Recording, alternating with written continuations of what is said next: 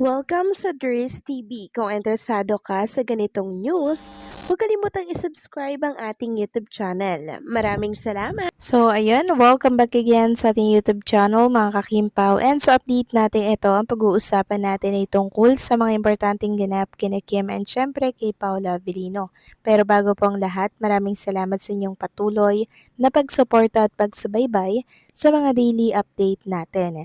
Kaya naman bilang pasasalamat, narito po ang ilang napili kong komento patungkol ito sa naging previous update. Unang komento mula po ito kay Lutan Home Hunter. Sabi niya, Rudy V, ikaw ba? Alam mo na ba kung kailan ka mamamatay? Tanging sigad lang may alam sa mga buhay natin kung kailan ka tatanggalan ng hininga mo. Ikaw ay nagbibigay ng stress sa Kimpaw. Ikaw na lang sana ang magkasakit. Si Kim pa talagang pinagtripan mo. Walang magpapahula sa'yo. Kimpaw forever, God bless always. So maraming salamat sa komento, Lutan Home Hunter. Tama ka dyan sa mga sinabi mo. So maging siya siguro hindi niya alam kung kailan siya babawian ng buhay. Dahil sabi mo nga, Diyos lang ang nakakaalam kung kailan tayo mawawala dito sa mundong ibabaw. Diyos na lumikha, Diyos na lumalang mga kakimpaw. Si Rudy Baldwin po kasi isa lang po siyang tao. Katulad rin lang natin siya mga kakimpaw. Kaya hindi po natin siya dapat talaga paniwalaan. Kasi Diyos lamang po talaga ang nakakaalam ng ating kapalaran at mga hinaharap natin sa buhay. And kahit sabihin natin mga kakimpaw na hula lang yan, wag nating paniwalaan, meron pa ding konting part doon na may stress talaga tayo sa mga sinasabi niya kahit na sabihin na hula lang, walang katotohanan, meron pa rin tayong kaba at takot na nararamdaman, di po ba?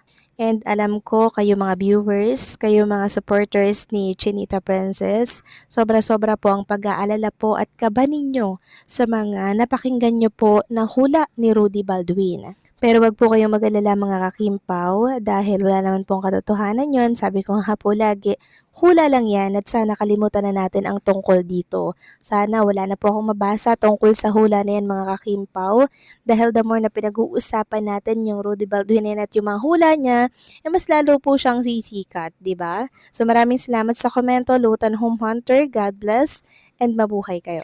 Next comment naman mula po kay Ginang Kamit Mary Ann. Sabi niya ang Panginoong Hesus lang ang nakakaalam kung kailan tayo kukunin at siya lang ang nakakaalam sa bilang ng buhok natin. Wala tayong karapatan pagsalitaan ang kapwa natin, hindi ka Diyos. Ginawa lang tayo ng ating Panginoong Hesus na tao para bigyan tayo ng kalayaan. Ikaw ba? Alam mo kung kailan ka kukunin? Bakit alam mo ang buhay ni Inday Kimi? Wala kang karapatan, hindi ka Diyos. Tama po kayo dyan, Ginang Kamit Mary Ann. Wala po siyang karapatan na bigyan ng taning or bigyan po ng husga no, ang isang tao lalo na't hindi naman po siya Diyos mga kakimpaw. Tao lamang siya katulad natin. Kung tunay nga po siyang gabay sa kanya mga prediction, dapat hindi po ganun ka-worse yung mga sinabi niya kay Chinita Princess. Kasi ang dating niya mga kakimpaw, tila baga nananakot na po siya kay Kim Chu and syempre sa mga fans ni Kim. Dapat ginagaya lang po ni Rudy Baldwin si Jay Costura and syempre si Mamu na kung saan hindi po masyadong pinipersonal ang mga prediction sa isang tao. Kaya kung ako sa inyo mga kakimpaw, kalimutan nyo na po ang tungkol sa hula na yan dahil wala naman po yan na katotohanan. The more na pinag-uusapan natin siya at ang mga hula niya, lalo lamang po siyang sumisikat. So maraming salamat po sa komento, Ginang Kamit Marian, God bless po and mabuhay kayo. So ito na nga pag-usapan na natin ang mga topic po na nakalap natin sa hapong ito at unahin nating pag-usapan ang ganap kay Chinita Princess dito po sa It's Showtime. Sobrang ganda ni Kim Chu na naman sa kanyang panibagong OOTD or Outfit of the Day.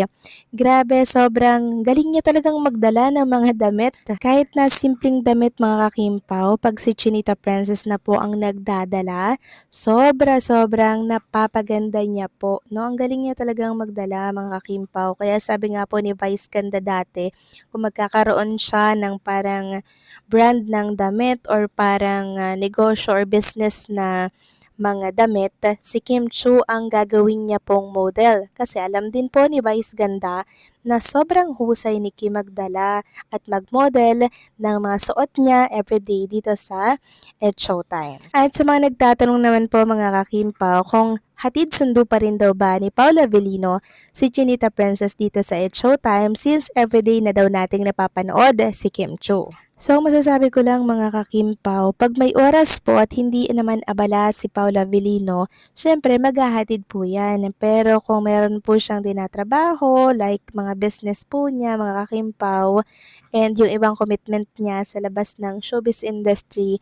syempre hindi niya po magagawa na maihatid si Kim Chu kasi alam naman din natin na meron pong driver si Chinita Princess, 'di ba? Kaya may ihatid man po ni Paulo si Kim or hindi, okay lang po yun, wala yung issue mga kakimpaw at hindi naman sa ganun natin pwedeng husgahan si Paula Avellino sa pagmamahal niya kay Chinita Princess, di ba? Kaya kampante lang mga kakimpaw at kumalma lang tayo, okay? Samantalang next topic naman tayo, pag-usapan natin ang tungkol naman dito sa binahagi pong picture ni Carlos Miguel. So credit po sa post ninyo, AI lang to mga kakimpaw ha. Sabi niya dito, masaya si Kim sa piling ni Pau at si Pau naman ay ganun din. Kasaya sa piling ni Kim, destiny ang naglapit sa kanila at tiwala ako at panatag na sila na forever. So ginawan po ni Carlos Miguel, si Kim and Paula Avellino, ng picture ng kinasal na or ikakasal pa lang. So grabe mga kakimpaw, oh. Parang totoo talaga itong ginawa po na picture ni Carlos Miguel. So AI to, edited to mga kakimpaw ha. Pero syempre, i-flex ko po ito sa inyo para nang sa ganon matuwa po kayo. Kasi alam ko naman na napaka-simple lang po ang kasiyahan ng lahat sa atin. Ultimong picture nga lang, sobrang kinikilig na tayo, sobrang happy na po natin. Kaya hayaan nyo na pong i-share ko ito sa inyo mga kakimpaw. And for sure, meron na namang magko-comment dyan, ay naka Miss Trace, ba't naman i-share mo pa yan dito? AI lang yan, edited lang yan. So ito po ang rason. Gusto ko lamang pong maging masaya ang lahat sa simpleng picture na to ni Kim and Paulo mula po kay Carlos Miguel. Kung baga idea lamang ito mga kimpaw, sa oras po na ikasal si Kim and Paulo, malay nyo, kapulutan pa po ng idea ni Kim and Paulo itong edit na picture ni Carlos Miguel. So, ang ganda po mga kakimpaw ng gown dito ni Kim Chu. And syempre, bagay na bagay din sa kanya yung hairdo niya. Then si Paula Avellino, sobrang perfect combination talaga, no? Para kay Chinita Princess. So, huwag kayong mag-alala mga kakimpaw kasi darating din naman po yung tamang panahon para po sa kanilang dalawa. Huwag tayong magmadali kasi alam po ni Kim and Paula Avellino kung kailan ang right time, right place ng pagpapakasal. Okay? So, paano mga kakimbaw, hanggang dito lamang po ang update natin at maraming salamat sa patuloy na pagsuporta.